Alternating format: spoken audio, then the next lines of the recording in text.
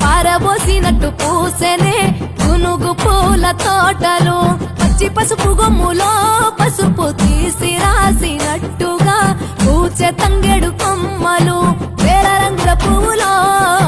బతుకమ్మని చీరలు కోనటిలో కలువలో